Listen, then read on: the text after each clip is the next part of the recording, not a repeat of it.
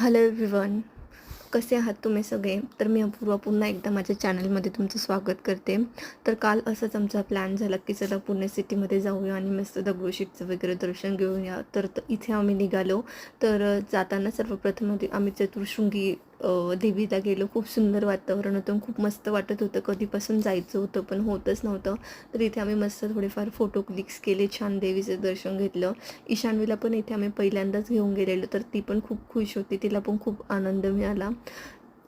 असंच जायला हवं, असं वाटलं की आपण जायला हवं अधूनमधून. इतक्यात आमचं म्हणजे पुणे सिटीमध्ये स्पेशली जाणं होत नाही. आम्ही पुण्याच्या बाहेर भरपूर फिरतो पण पुण्यातच नाही जात.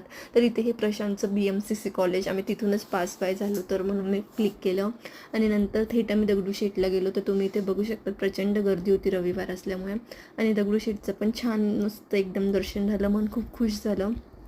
आणि नंतर दगडूशेठ नंतर आम्ही थेट गेलो सदाशिव पेठेत आणि मस्त एक थाळी खाल्ली, चिकन आणि मटण थाळी. मी चिकनची थाळी घेतलेली, प्रशांतनी मटणची थाळी, आणि वर त्याला तोंडी लावायला असं मस्त सुरमई फ्राय घेतलेलं. तर असं आम्ही आमचा मस्त रविवार स्पेंड केला.